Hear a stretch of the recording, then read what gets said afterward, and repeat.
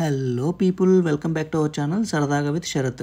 ఇప్పుడు మేము వెళ్తున్న ప్లేస్ వచ్చేసి ఏడుపాయల టెంపుల్ అనమాట. ఇది వచ్చేసి మెదక్ డిస్టిక్లో అయితే ఉంటుంది. దీనినే మనం వనదుర్గ భవానీ టెంపుల్ అని కూడా అంటాము. టెంపుల్ అయితే చాలా బాగుంటుంది. ఇది మెదక్ వెళ్ళే దారిలో అయితే ఉంటుంది. Hello people, welcome to my channel సరదా విత్ శరత్. సరదాగా విత్ శరత్, సరదా విత్ శరత్ కాదు, సరదాగా విత్ శరత్. సరదా విత్ శరత్ చెప్పు, ఏదో ఏదో ఒక్కటి చెప్పు. సరదాగా విత్ శరత్ ఛానల్ నేమ్ కూడా తెలియదు ఫ్రెండ్స్ వీడికి.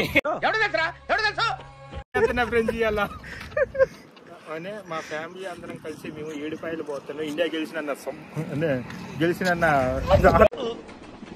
రావట్లేదే. ఎక్కడికి వెళ్తున్నావు? ఏడుపాయలు బ్రో. ఏడుపాయల ఇది కట్టు చెప్పు, ఎందుకు వెళ్తున్నావు? అంటే ఇండియా గెలిచిందని, ఇండియా T20 వరల్డ్ కప్ కొట్టిందని చెప్పి అంటే ముక్కు చెల్లించుకోవడానికి వెళ్ళిపోతున్నాం ఫ్రెండ్స్.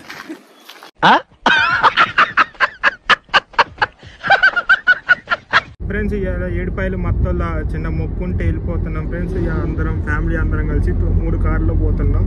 ఇప్పుడు ఫారెస్ట్ ఏరియాలోకి ఎంటర్ అయినాం ఫ్రెండ్స్. మేము వచ్చేసాం ఫ్రెండ్స్. మేము ఏడుపాయలు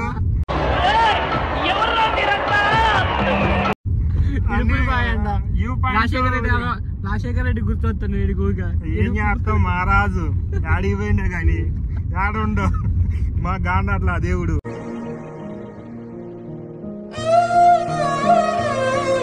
ఇప్పుడైతే ఏడుపాయలు అయితే రీచ్ అయ్యాము. ఇక్కడ ఇది మీరు చూస్తున్నారు కదా, ఇదంతా కార్ పార్కింగ్ అనమాట.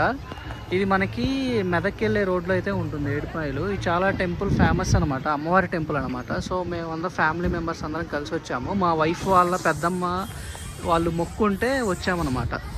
చూస్తున్నారు కదా, ఇదే కార్ పార్కింగ్. కోతులు చూడండి గైస్, చాలా ఉన్నాయి. అమ్మో.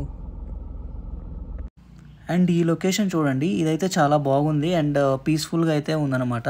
అండ్ ఎక్కడ పడితే అక్కడ మొత్తం కొండలు రాళ్ళు ఇవే ఎక్కువ కనపడతాయి. అండ్ ఎక్కడ పడితే అక్కడ మనం చూసుకుంటే అందరు దావతులు చేసుకోవటం అండ్ పాత వెహికల్స్కి కొత్త వెహికల్స్కి పూజలు చేయించుకోవటం. యాక్చువల్గా ఈ టెంపుల్ వచ్చేసి బేసిక్గా అడవిలో, దట్టమైన అడవిలో అమ్మవారు స్వయంగా వెలిచారనమాట. అండ్ మేము మొత్తం ఒక 16 మెంబర్స్ అయితే ఈ 3 కార్స్లో అయితే వచ్చామన్నమాట. సో ఇది మనకి హైదరాబాద్ నుండి ఏడుపాయలకి టెంపుల్కి రఫ్గా ఒక 1.5 అవర్ జర్నీ అయితే ఉంటుంది. అండ్ ఇక్కడ షాప్స్ కూడా చాలా ఉన్నాయి. ఇలా బయట పాత్రలు, గ్యాస్ స్టవ్లు అన్నీ అమ్ముతున్నారనమాట. అవన్నీ మనం ఇక్కడ తెచ్చుకొని మనం ఫుడ్ ప్రిపేర్ చేసుకోవచ్చు అనమాట. అండ్ ఆ టెంట్లు అవన్నీ చూస్తున్నారు కదా, వాళ్ళు అవి కూడా రెంట్కి ఇస్తారనమాట. ప్లేసెస్ కూడా రెంట్కి తీసుకొని మనం అన్ని ఫుడ్ ప్రిపేర్ చేసుకోవాలి. ఇక్కడ చూస్తున్నారు కదా, ఇక్కడ పాలు పొంగిచ్చి తర్వాత దాన్ని అమ్మవారికి ప్రసాదంగా పరవాన్నం చేస్తారనమాట. మేము వచ్చేసి సండే అయితే వెళ్ళాము. క్రౌడ్ చాలా ఎక్కువగా ఉంది. ఎక్కడ చూసినా అమ్మవారికి మొక్కులు తీర్చుకోవటం, తర్వాత వచ్చేసి దావత్తులు చేసుకోవటం అండ్ ఇందాక చెప్పినట్టు పాత బండ్లు కొత్త బండ్లు వీటన్నిటికీ పూజలు కూడా చేయిస్తారనమాట ఇక్కడ. అండ్ ఇది 7 పాయలుగా ప్రవహించి అమ్మవారికి ముందు భాగాన 3 పాయలుగా, అమ్మవారికి వెనక భాగాన 4 పాయలుగా, మధ్యలో వెలిసిన స్వయంభుగా వెలిసిన మంజీరా నది ఇలా ఇక్కడ ప్రవహిస్తుందన్నమాట. ఇక్కడ గట్టిగా వర్షం పడితే ఈ టెంపుల్కి వెళ్ళే దారి వాటర్తో మునిగిపోతుందంట. అండ్ చూస్తున్నారు కదా, అలా నైవేద్యాన్ని మన తల మీద పెట్టుకొని అమ్మవారి దగ్గరికి వెళ్ళి మొక్కు అయితే తీర్చుకోవాలన్నమాట. అండ్ ఆ అమ్మవారికి ఏమన్నా మనం కానుకలు కానీ ఏమన్నా ఇలా ఇది చూస్తున్నారు కదా, చీర కానీ ఏమన్నా సమర్పించుకోవాలంటే ఇలా వెళ్ళి సమర్పించుకోవాలన్నమాట. అండ్ కొంతమంది అమ్మవారికి మొక్కుకున్న వాళ్ళైతే వాళ్ళు ఇలా టెంపుల్ దాకా ఊరేగించుకుంటూ మేళతాళాలతో వెళ్తారనమాట. వాళ్ళు కూడా ఎక్కడ పడితే అక్కడ ఉన్నారు, చాలామంది జనాలు అయితే ఉన్నారు. వాళ్ళు ఎంతో తీసుకొని మనకి టెంపుల్ దాకా అలా మేళతాళాలతో వస్తారనమాట. ఇక్కడ చూస్తున్నారు కదా ఒక ఆమెని, ఆవిడ కూడా అలానే డ్యాన్స్ వేసుకుంటూ టెంపుల్ దాకా అలా కొడతా ఉంటారనమాట. సో ఇది టెంపుల్కి వెళ్ళే దారి అనమాట. చూస్తున్నారు కదా, అక్కడ గోపురం అయితే కనపడుతుంది కదా, అదే టెంపుల్ అనమాట. దాని లోపలికి వెళ్తే టెంపుల్ వస్తుంది. అండ్ ఇప్పుడు చూస్తున్నారు కదా మీరు క్రౌడ్ ఎలా ఉందో. అండ్ యాక్చువల్గా శివరాత్రి టైంలో అయితే క్రౌడ్ ఇంకా ఎక్కువగా అయితే ఉంటుందంట. ఇంకా ఇలా ఈ గోపురం లోపలికి వెళ్తే మనకి టెంపుల్ అయితే ఉంటుంది. అండ్ ఇక్కడ చూస్తున్నారు కదా కోడి, ఈ కోడిని అయితే అమ్మవారికి ముక్కుగా బలిచ్చారనమాట.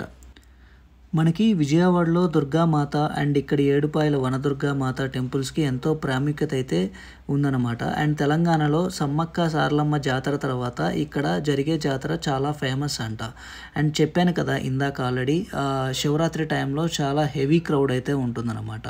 అండ్ ఇది వచ్చేసి మనకి ఎగ్జాక్ట్గా పాపన్నపేట మండలం నాక్సానిపల్లి విలేజ్లో మంజీరా నది తీరాన అయితే ఈ టెంపుల్ అయితే స్వయంభుగా వెలిసిందనమాట. ఇది టెంపులే కాదు, టూరిస్ట్ ప్లేస్ కూడా. ఈ ప్లేస్ చాలా అట్రాక్టివ్గా అయితే ఉంటుంది. చెప్పాను కదా ముందు 4 పాయలు వెనకాల 3 పాయలని, చుట్టూ వాటర్ అయితే ఉంటాయి. చాలా అందంగా ఉంటుంది. పెద్ద పెద్ద బండరాళ్ళు, ఎత్తైన గుట్టలతో నిండి ఉంటుంది. అండ్ అడవిని గుర్తు చేసేలాగా చెట్లు, చేమలు, నది 7 పాయలుగా చీలి ప్రవహించి మళ్ళీ ఒకే చోట కలిసే అరుదైన అద్భుతమైన టెంపుల్ అన్నమాట. ఇంకా అమ్మవారి దర్శనం అయితే కంప్లీట్ అయిపోయింది. సో కంప్లీట్ అయ్యేసరికి ఈవినింగ్ 4 అలా అయింది. సో అయిపోగానే ఇలా ఫుడ్ అయితే ప్రిపేర్ చేసుకోవడం స్టార్ట్ చేసామన్నమాట. ఇక్కడ చూస్తున్నారు కదా.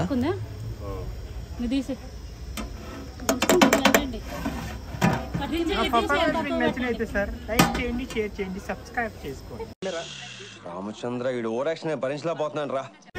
అది చికెన్ మోతాను వీడియో ఇది ఒక్కరు నాకు గోల్డ్ ఉంగరం అంటారు. వీడు వీడు యాక్టింగ్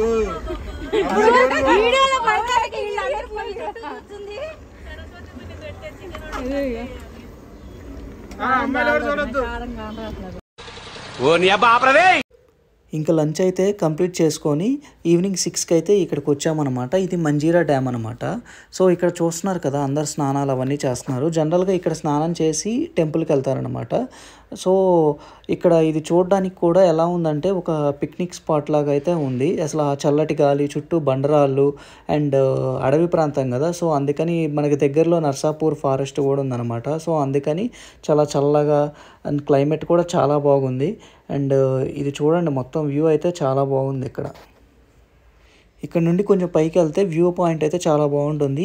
ఇది పైకి ఎక్కడం ఒక టాస్క్ అనమాట. కొంచెం లేడీస్కి అయితే చాలా కష్టంగానే ఉంటుంది. ఇక్కడ చూస్తున్నారు కదా మొత్తం ఈ వాటర్ డెప్త్ వచ్చేసి ఒక 12 మీటర్స్ అయితే ఉంటుందంట.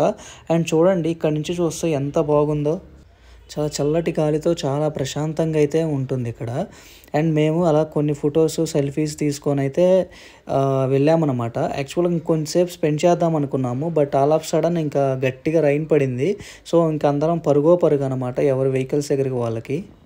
సో అలా అయితే కంప్లీట్ అయింది. సో అది గాయస్ ఏడుపాయల టెంపుల్.